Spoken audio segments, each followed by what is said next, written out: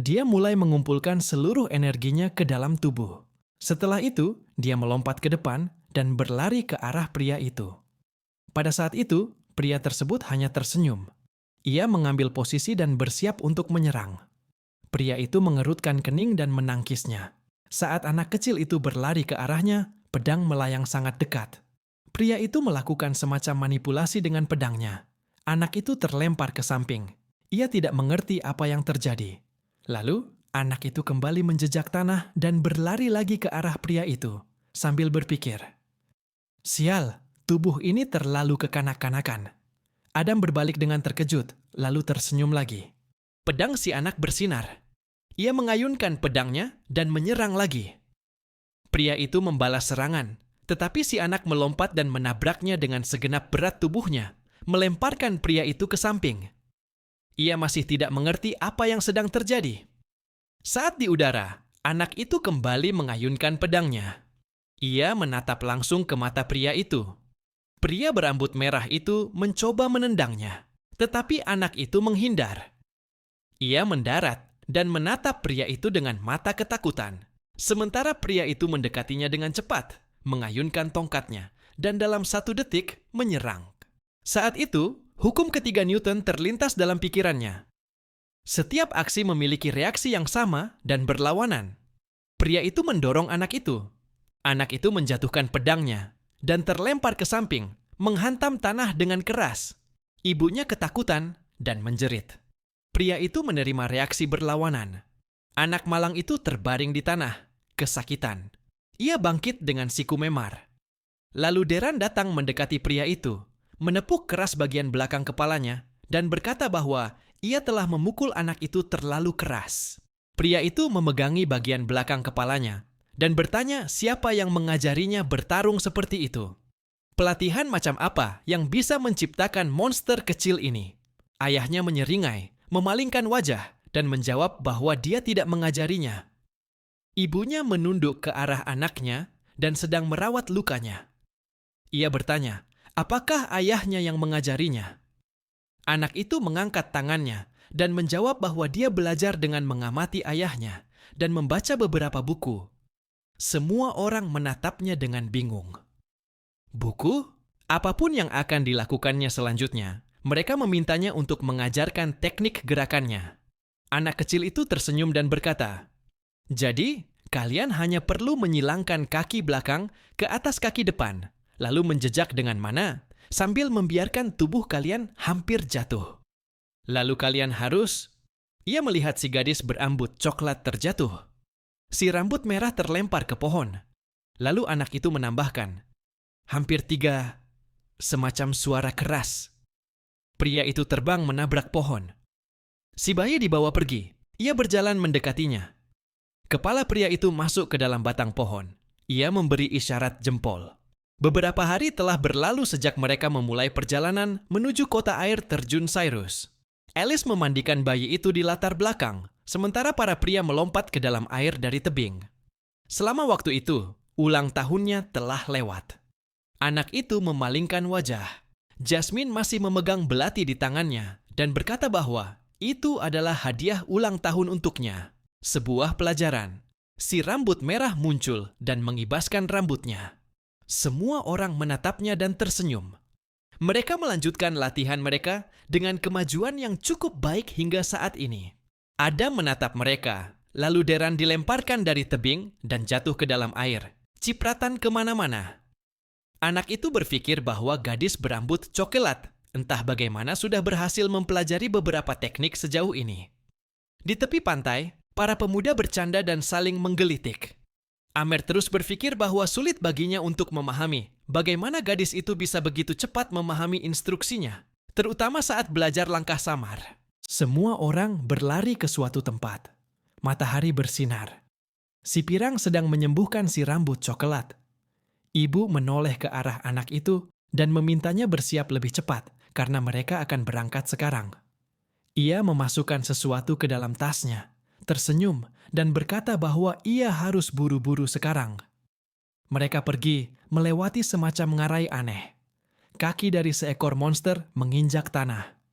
Saat itu, di bawah langit yang cerah, Mereka sedang membicarakan bahwa dia masih ingat bagaimana ayahnya selalu menyeret mereka ke dalam segala macam masalah. Si rambut merah menghampiri si bayi dan tersenyum.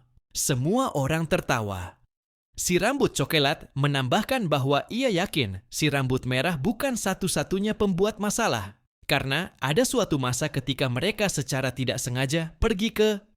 Gadis itu menatap pria itu, tetapi ia memotong dan berkata bahwa itu tidak pernah terjadi.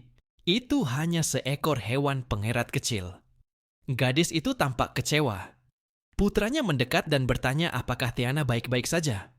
Tapi dia hanya tersenyum dan menjawab bahwa dia hanya sedikit lelah dan semuanya baik-baik saja. Si bayi meletakkan tangannya di bahunya. Ia memegang sebuah buku di tangannya, lalu melanjutkan membaca. Ia menahan diri sekuat tenaga, tetapi jelas ada sesuatu yang mengganggunya. Ia menegang dan memalingkan wajah. Mata si gadis menatapnya, penuh ketakutan. Ia mengintip dari celah, menakut-nakuti anak itu, lalu memintanya untuk mengajarkan lebih banyak. Si bayi menatap lurus ke depan, menurunkan matanya ke arah buku. Kemudian segalanya bergetar. Ia sangat ketakutan. Gadis itu berbalik dan bertanya, "Apa yang terjadi?" Gadis berambut coklat itu berteriak, "Mereka bandit, kita harus bersiap untuk menyerang." Si pirang mengangkat belatinya ke depan dan memerintahkan angin untuk mematuhinya, untuk berkumpul dan melindungi. Angin kencang berhembus. Ibu menutupi anaknya. Anak panah melesat. Itu adalah gelombang kejut. Mereka melesat langsung ke arah kereta, yang saat itu dilindungi oleh angin, lalu terbang ke samping. Pemuda itu menoleh dan merasa melihat si rambut coklat yang sudah dalam posisi siap bertarung. Ayahnya juga bersiap. Deran menggenggam tongkatnya. Adam pun sudah siap. Ia melangkah ke depan. Sebuah anak panah menancap di kakinya. Jasmine mencabutnya, seolah tidak merasakan apapun. Dia melompat mundur dan melakukan serangan cepat, mendarat dengan lututnya dan membidik. Sang ibu dan anak duduk ketakutan di dalam kereta. Di sekitar mereka, ada sekelompok makhluk yang tidak bisa dimengerti. Bocah itu berpikir bahwa mereka telah dikepung. Mereka adalah orang-orang aneh dengan busur, dan beberapa lainnya tampak mengintip dari balik rerumputan. Kemudian dia melihat sebuah kapak dan dada yang penuh luka. Seorang pria menancapkan kapaknya ke tanah, dan senyum menjijikannya menutupi setengah wajahnya. Ia berkata bahwa ini adalah tangkapan besar. Seorang pria menyebalkan dengan bibir besar menatap mereka, dan menambahkan bahwa mereka hanya perlu membiarkan wanita dan anak itu tetap hidup, dan berusaha untuk tidak meninggalkan bekas luka. Ia menambahkan bahwa barang yang rusak akan dibayar lebih murah. Bocah itu berpikir bahwa ia telah berada dalam gelembung itu terlalu lama. Pada saat itu, pria mengerikan itu memperhatikan mereka bersama para bawahannya dengan tatapan penuh sindiran. Bocah itu terus berpikir bahwa dia hampir melupakan kenyataan bahwa setiap dunia memiliki kotorannya sendiri, seperti pria itu. Ia mengatupkan bibirnya dan menatap ke atas, berpikir, "Apa aku adalah barang rusak?" Arthur meraih pedang kecilnya. Ia terlihat sangat serius. Alice memandangnya dengan takut. Ia memeluk bocah itu, menyembunyikannya di bawah tubuhnya. Gadis itu sangat ketakutan. Ia mengatakan kepada bocah itu untuk tidak khawatir karena ia bersamanya. Awalnya, bocah itu terkejut, namun kemudian ia merasa tenang. Panah-panah mulai melesat. Anak panah terbang lurus ke arah kereta. Para pria itu segera bergerak melindungi mereka dan saling memberi perintah untuk bertahan dan melindungi. Mereka mulai menangkis panah-panah itu. Salah satu dari mereka membangun dinding angin, tetapi panah tetap saja terbang dan mengarah langsung ke ibu dan anak itu. Selama beberapa detik, si pirang menangkis mereka dengan udara. Para bandit menjadi marah. Si rambut coklat mulai menyerang dari balik dinding, tetapi mereka dengan terampil menangkis panah-panahnya. Saat itu, Ray melompat dari tebing langsung ke arah perampok. Ia melesat ke arahnya meskipun hujan panah. Ia mendarat hingga batu-batu berterbangan ke segala arah. Ia menghancurkan salah satu dari mereka, lalu berbalik ke arah yang lain. Seperti peluru, ia mulai menumbangkan satu persatu. Beberapa saat kemudian, ia menghancurkan satu, mencengkeram kepala yang lain. Seorang bandit dengan pedang mengayunkannya ke arahnya, namun sebuah panah melesat lebih cepat dan membunuhnya dalam hitungan detik. Pemuda itu menoleh dan mengucapkan terima kasih kepada penyelamatnya. Si rambut coklat mengangguk. Pertempuran terus berlanjut. Gadis itu membunuh para bandit satu demi satu, dan pemuda itu tidak ketinggalan, melakukan hal yang sama. Si rambut merah menatap ke depan dengan marah. Ia bahkan membunuh preman dengan cepat. Debu berterbangan dari bawah kakinya. Ia mengacungkan pedangnya ke depan dan menusukkan pedangnya ke bandit mengerikan itu. Terlihat jelas bahwa ia sedikit kelelahan, tetapi saat itu si rambut coklat menghabisi beberapa orang sekaligus. Ia membunuh tanpa ampun, matanya menyala oleh amarah. Seorang bandit dengan banyak cincin membawa cambuk. Ia mencambukkan senjatanya, tetapi gadis itu berhasil melompat mundur. Sebagai gantinya, ia justru membunuh rekan-rekannya sendiri. Gadis itu mendarat di tanah seolah tidak terjadi apa-apa. Ia kembali mendekatinya dan berkata agar gadis itu berhenti melawan.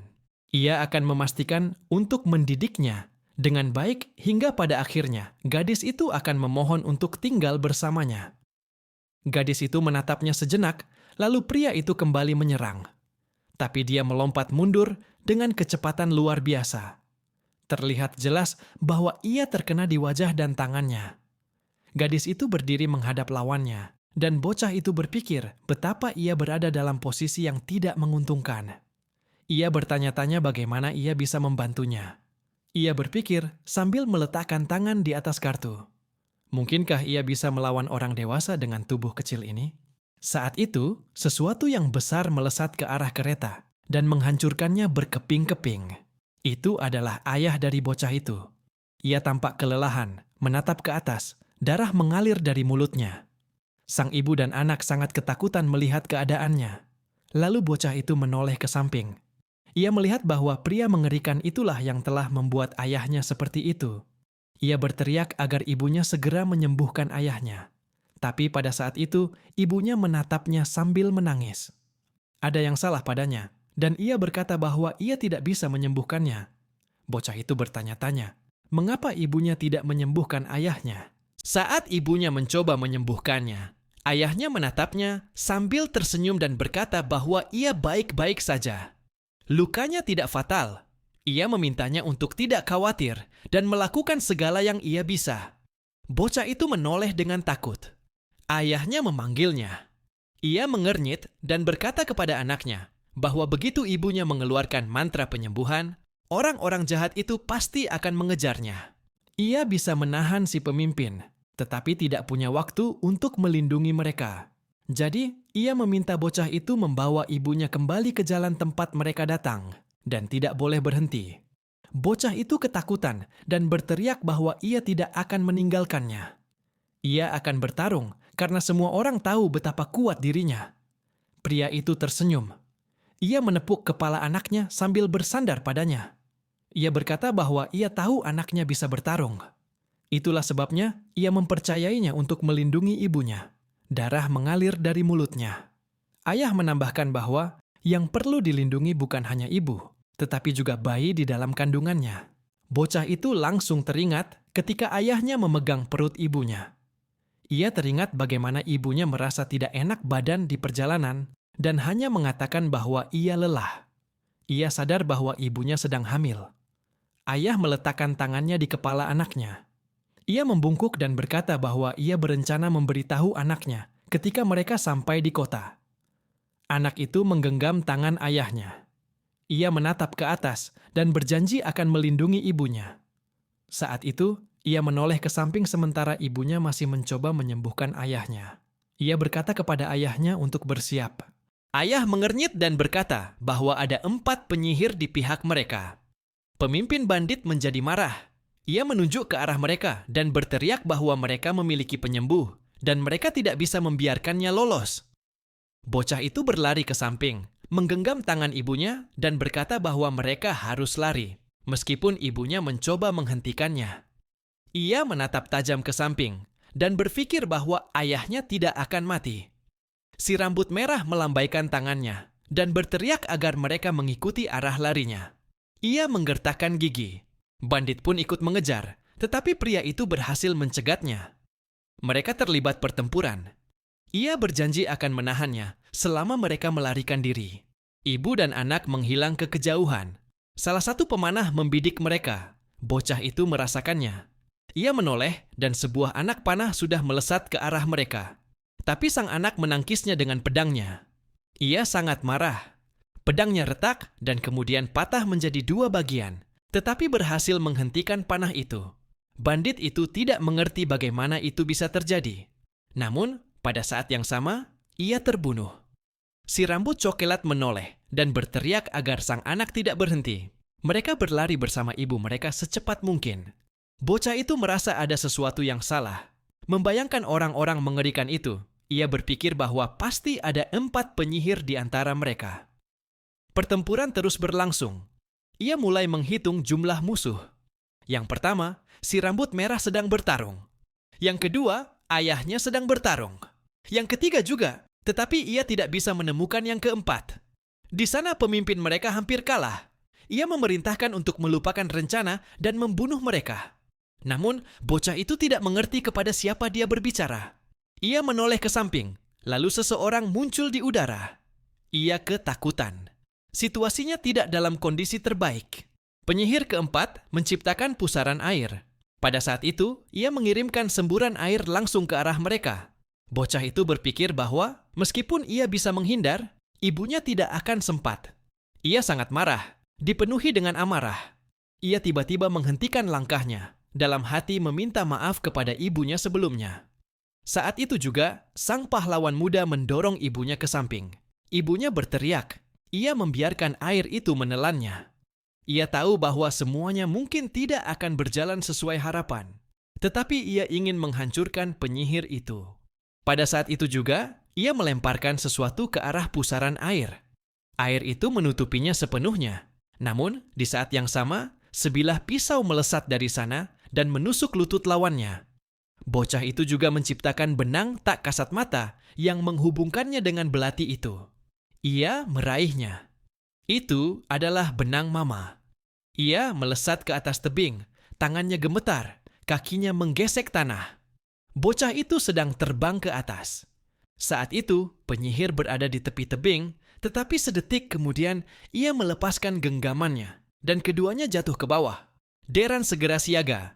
Ia menciptakan tangan raksasa dari batu, dan tangan itu meluncur lurus ke bawah mengikuti mereka. Bocah itu terjun ke bawah dengan air mata di matanya. Ia berpikir bahwa semua orang akan baik-baik saja. Anak itu menangis. Ia berpikir bahwa ia selalu ingin menjadi seorang kakak. Sebuah ruangan dengan tirai. Bocah itu sedang duduk di atas tempat tidur. Ia berjalan ke arah pintu dan membukanya. Ada seorang gadis dengan piring di tangannya. Ia keluar menemui para pelayannya. Mereka menyambutnya dan mengucapkan selamat pagi. Pemuda itu berjalan di sepanjang lorong besar. Ia masuk ke dalam sebuah ruangan aneh. Itu adalah kantor pria tua itu. Pria tersebut menatapnya. Sang raja sedang menatap sebuah potret di dinding. Potret itu menggambarkan 3 orang, dewan yang sebenarnya menjalankan negara, mengatur politik dan ekonominya. Lalu ia melihat ke arah potretnya sendiri. Di dunia yang penuh masalah, seperti penurunan angka kelahiran dan keterbatasan sumber daya, perang digantikan oleh duel dan pasukan para raja. Ia adalah salah satunya. Pria tua itu kembali menoleh kepadanya dan bertanya apakah ia mengagumi potretnya.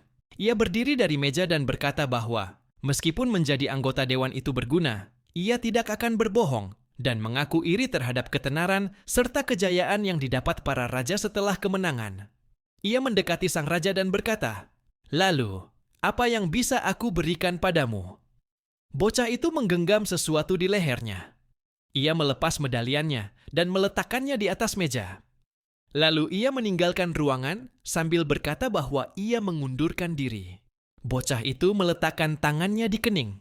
Ia telah menghabiskan seluruh hidupnya untuk menjadi yang terkuat. Tapi untuk apa? Ketenaran? Kejayaan? Ia tetap seorang yatim piatu. Semua orang yang ia sayangi telah tiada. Ia teringat akan api. Ia rela mengorbankan segalanya dalam hidup ini demi bisa kembali dan melihat mereka sekali lagi. Ia teringat kelompok itu. Bagaimana mereka bersenang-senang di sekitar api unggun. Hari mulai terang. Bocah itu terbaring di tanah, tidak mengerti di mana dirinya berada. Matanya menyipit. Ia tidak mengerti bagaimana ia masih hidup. Ada sesuatu di sisi lain. Bocah itu menoleh ke arah itu, dan di sana tergeletak seorang bandit yang remuk dan berlumuran darah. Bocah itu memalingkan wajahnya. Ia merasa mual. Ia muntah begitu banyak hingga burung-burung pun bisa mendengarnya. Sekarang ia tidak hanya tergeletak dengan pakaian compang-camping di seluruh taman, tapi juga seluruh tubuhnya berwarna hijau. Ia menyipitkan mata kuat-kuat, lalu setangkai kelopak jatuh di atasnya. Ia membuka mata, menyibakkannya, lalu mengangkat tangannya ke atas.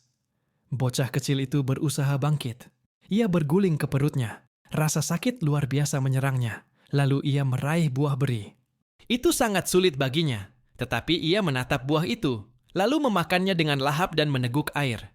Ia melempar botolnya ke samping dan terus menatap langit. Setelah itu, matanya kembali tertutup. Dia mengucapkan terima kasih dalam hati atas jamuan itu. Burung-burung berkicau di langit. Anak itu membuka matanya lagi dan mencoba bangun. Namun, karena kekurangan tenaga, ia jatuh lagi. Ia mengembuskan napas berat, menutup matanya kembali. Setelah itu, ia hampir tidak mengingat apa yang terjadi. Tubuh kecil itu terbaring di tanah dan intinya berwarna hitam. 1 detik kemudian, dalam satu lompatan, ia akhirnya bangun. Itu sangat menyakitkan baginya. Tetapi meskipun begitu, ia berdiri di atas kakinya. Arthur menoleh ke samping. Ia melihat sebilah belati tertancap di punggung. Ia mencabutnya dari tubuh bandit dengan sangat kuat, hingga ia sendiri terjatuh duduk di tanah. Ia menengadah. Tebing tempat ia jatuh terlihat sangat tinggi, dan ia tidak mengerti bagaimana bisa ia selamat. Sambil memikirkan berapa lama waktu telah berlalu, pemuda itu berdiri dan mengambil sebatang tongkat. Hutan yang sangat besar mengelilinginya. Ia berpikir bahwa itu tidak penting. Ia harus terus bergerak. Saat itulah terdengar suara seseorang yang senang karena ia telah bangun. Anak itu terkejut. Ia berbalik dan bersiap untuk menyerang. Ia sangat kaget, lalu bersembunyi di balik pohon. Sambil melihat tubuh bandit yang tak bernyawa, ia berpikir bahwa itulah dirinya. Lalu, entah dari mana, pertanyaan tentang bagaimana keadaan tubuhnya diulang. Anak itu menoleh dan berpikir, bagaimana jika si bandit itu bangkit lagi? Ia menyerangnya dengan tongkat. Tetapi suara itu berkata, agar tidak khawatir, mayat itu tidak akan hidup kembali. Anak itu mengembuskan napas lega, tapi kemudian sadar bahwa suara itu masih terdengar dari suatu tempat. Ia mendengarkan dengan saksama, namun tidak mempercayai suara asing ini, tidak peduli sehalus dan semulia apapun terdengarnya. Anak itu mengangkat pisau dan bertanya siapa itu. Apakah ia orang yang telah menyelamatkannya? Pada saat itu, seekor kelinci melompat keluar dari semak-semak. Anak itu menatap langit dan suara itu berkata bahwa ia akan mengetahui segalanya begitu rumahnya tiba. Anak itu tidak bingung. Ia berkata bahwa si pemilik suara berbicara dengan sangat percaya diri, seolah sedang berusaha menemukannya. Suara itu menjawab bahwa dialah satu-satunya yang bisa membawanya pulang dari tempat ini. Anak itu menjadi takut. Ia berpikir bahwa ia memang harus pulang. Ia teringat akan orang tuanya, ibunya yang cantik, dan kerabatnya. Ia bertanya-tanya apakah mereka baik-baik saja. Apakah mereka telah sampai di kota? Anak itu menyarungkan pisaunya dan dengan penuh tekad berjalan ke depan. Ia batuk. Ia menjadi canggung, lalu bertanya kepada suara itu, apakah ia boleh mengajukan satu pertanyaan? Dan apakah suara itu bersedia menghormatinya dengan kehadirannya? Suara itu tertawa begitu keras hingga burung-burung beterbangan.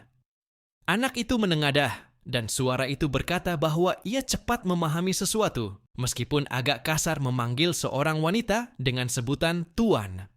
Tapi perasaannya tepat, jadi anak itu terkejut. Ia berpikir, bagaimana suara itu bisa tahu namanya? Pada saat itu, matanya bersinar. Suara itu menjawab bahwa ia akan menunjukkannya. Anak itu memegangi kepalanya dan berjongkok. Ia nyaris tidak bisa melihat apapun di sekelilingnya, dan hutan besar itu mulai bergerak. Batu-batu pun mulai bergeser. Ia menatap ke bawah dengan mata terbelalak. Suara itu berkata bahwa mereka menyarankan agar segera pergi, itu akan jauh lebih aman selagi masih terang. Secara bertahap, kondisi tubuhnya mulai membaik, meninggalkan hanya sedikit luka dan memuar di sana-sini. Sepanjang hari, ia tidak bisa berhenti berpikir.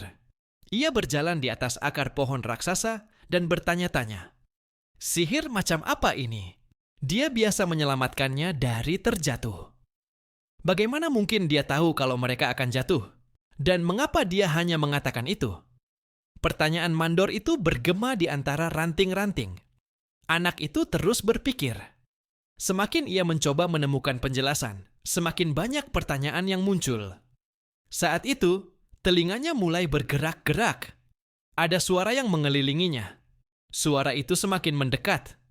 Pemuda itu menggali di sekitar batu, berpikir, jika saja ini adalah yang ia pikirkan. Anak itu terkejut. "Hore! Ini air!" Ia segera melepas pakaiannya dan melompat ke dalamnya. Cipratan air menyebar ke segala arah. Ia mulai mencuci pakaiannya, tapi kemudian suara itu tertawa dan berkata bahwa itu lucu dan bebas beban, membuat anak itu sangat ketakutan. Anak itu buru-buru menutupi dirinya. Suara itu berkata bahwa tidak ada yang perlu dilihat di sana, yang tampaknya justru menyinggung perasaannya. Anak itu menjadi kesal. Ia mengenakan kembali kemejanya yang robek dan berpikir bahwa itu hanyalah kata-kata, dan ia harus tetap tenang. Anak itu melanjutkan perjalanan sambil berpikir bahwa tubuh ini memang belum berkembang. Hanya itu saja. Suara itu meminta maaf dan memohon agar tidak tersinggung. Anak laki-laki itu mengumpulkan air dan memasukkannya ke dalam botol. Ia memakan buah beri. Ia berpikir bahwa gunung ada di timur, jadi ia pasti berada di dekat wilayah Alfa. Anak itu menatap langit. Matahari sudah mulai terbenam. Ia tidak melihat kabut yang biasa dikenal dari hutan ini. Dengan kaki telanjang, ia berjalan ke depan, menembus lebatnya hutan. Ia berpikir bahwa rasa takutnya untuk menyeberangi padang satwa sudah mereda karena ternyata hanya hewan-hewan kecil yang ada di sini. Ia melihat ke depan dan terkejut karena belum melihat satupun. Mona Beast sejak memasuki hutan, padahal tempat ini kaya akan mana. Sayang sekali ia tidak bisa tinggal lebih lama dan menyerap sedikit mana karena ia harus segera pergi. Ia teringat mata ibunya. Ia harus kembali ke orang tuanya. Ibunya tercinta sedang hamil. Stres karena kemungkinan kematian dirinya bisa membahayakan bayi di dalam kandungan. Anak itu berharap mereka masih hidup. Langit makin gelap. Suara itu menambahkan bahwa dia senang anak itu berhasil keluar dengan selamat dan utuh. Ia menatap batu, lalu menatap burung dan berkata bahwa dia senang bisa bertemu dengannya. Batu di depannya tampak berbicara. Suara itu berkata bahwa itu bukan dia. Ia harus masuk ke celah batu itu. Anak itu melihat cahaya dan berjalan ke arahnya. Di dalam celah itu gelap. Ia menelan ludah dengan keras. Ia tampak serius, memikirkan orang tuanya dan kenyataan bahwa ia akan segera pulang. Di gua yang gelap itu, ia bergerak menuju cahaya. Suara itu memperingatkannya agar berhati-hati melangkah. Tapi sudah terlambat. Batu di bawah kakinya mulai retak. Ia terjatuh ke bagian paling bawah. Ia terus jatuh. Ia jatuh sangat lama. Kemudian, ia menghantam tanah. Ia memukul pipinya dengan sangat keras. Ia bangkit dan memegangi wajahnya, seolah belum cukup dengan luka-luka sebelumnya. Ia berpikir, sebuah peringatan bahwa ia bisa jatuh 2 lantai ke bawah tidak akan merugikan. Anak itu duduk, menengadah, dan sangat terkejut. Saat itu juga, sebuah batu menghilang dari bawah pantatnya. Ia jatuh lagi. Dengan horor, ia menoleh ke belakang, bertanya-tanya, "Apa itu?" Sebuah monster batu raksasa muncul. Seorang wanita dari batu dengan tanduk menatapnya. "Akhirnya kita bertemu," katanya. Ia berdiri. Debu keluar dari bawah kakinya. Raganya menempel di langit-langit. Dengan langkah berat, ia berjalan mendekati anak itu. Anak itu sangat ketakutan. Sosok besar itu berkata bahwa serangga bisa masuk ke mulutnya kalau ia terus membuka mulut selebar itu. Anak itu langsung menutup mulutnya rapat-rapat. Monster itu menyipitkan mata, membungkuk ke arahnya, dan mengulurkan tangannya. Anak itu menjabat cakar tangannya. Ia berkata bahwa ia butuh waktu untuk membuka celah ruang. Ia cukup kuat untuk membawanya pulang. Ia menunjuk tanaman-tanaman aneh dan berkata bahwa itu tanaman istimewa dan mereka tidak bisa memberinya makan sampai saatnya tiba. Anak itu membungkuk dan mengucapkan terima kasih. Lalu ia berbalik dan mulai mengamati tanaman-tanaman itu sambil berpikir bahwa mereka terlihat biasa saja. Buah beri itu menyela dan ia melihat dirinya sendiri. Ia teringat orang tuanya, bagaimana mereka makan buah lalu pergi. Untuk mengusir kenangan sedih itu dari kepalanya, ia mulai menggoyangkan kepalanya. Monster itu muncul kembali di belakangnya. Ia duduk bersila di lutut dan berkata bahwa buah beri itu rasanya lebih enak, dan kau ketakutan. Anak itu menggigit buah itu, dan cairan berceceran ke seluruh tubuhnya. Sekelilingnya gelap. Anak itu sedang makan buah beri, dan sebuah balok batu besar duduk di dekatnya sambil melakukan hal yang sama. Ia menatapnya dan mulai berpikir. Anak laki-laki itu akhirnya memberanikan diri untuk bertanya, bagaimana ia bisa memanggilnya. Ia menjawab bahwa namanya adalah Sylvia. Anak laki-laki itu menatapnya dan bertanya apakah ia boleh mengajukan beberapa pertanyaan lagi. Sebagai jawaban, ia mendengar izin, meskipun mungkin ia tidak bisa menjawab semua pertanyaannya. Anak itu mengangkat tangannya dan mulai berdialog dengannya, dengan rasa takut yang perlahan menghilang sejak kemunculan makhluk itu. Ia mulai mengajukan semua pertanyaan yang telah mengganggunya sejak terbangun dari jatuh itu. Di mana ia berada? Tempat apa ini? Mengapa dia ada di sini sendirian? Dari mana asalnya? Bagaimana ia mendapatkan luka itu? Dan mengapa ia menyelamatkannya? Sylvia menatapnya dan menjawab bahwa pertanyaannya yang pertama saja sudah cukup menjadi pertanyaan besar. Tempat ini adalah zona panah yang terletak di antara padang hewan di dalam hutan. Ia menunjukkan sebuah peta. Tidak ada yang tahu tempat ini karena ia telah melindunginya dari siapapun yang mencoba mendekat, meskipun kejadian seperti itu sangat jarang terjadi. Ia menceritakan bahwa Arthur adalah orang pertama yang memasuki tempat itu. Anak laki-laki itu menggaruk belakang kepalanya dan berkata bahwa dia bisa memanggilnya dengan nama pendeknya. Ia menoleh dan menjelaskan bahwa keluarganya biasa memanggilnya begitu. Itu adalah bentuk sayang dari namanya. Sylvia mencondongkan tubuh ke arahnya dan berkata bahwa ia akan memanggilnya seperti itu mulai sekarang.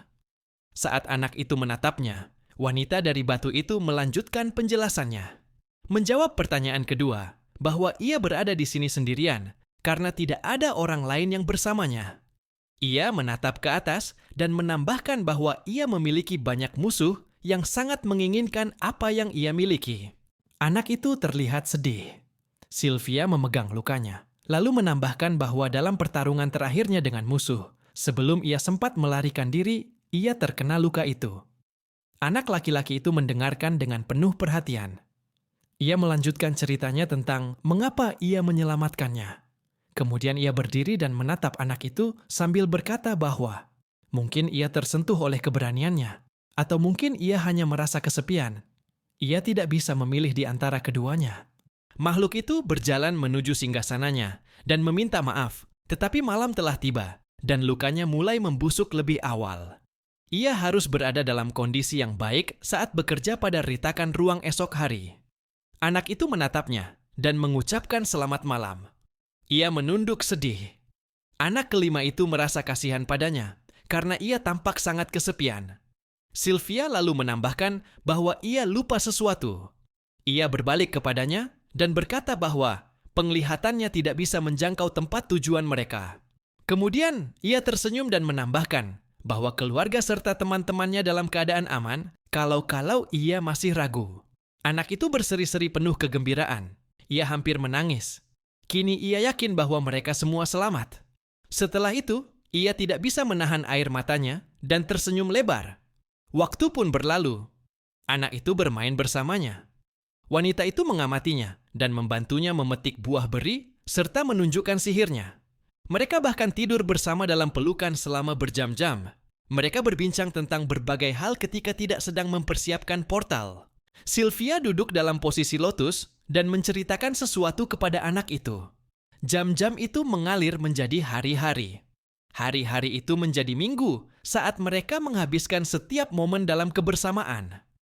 Anak laki-laki itu berpikir bahwa wanita itu tidak pernah bercerita tentang kehidupannya. Secara perlahan, ia mulai memahami bahwa makhluk misterius itu adalah seseorang.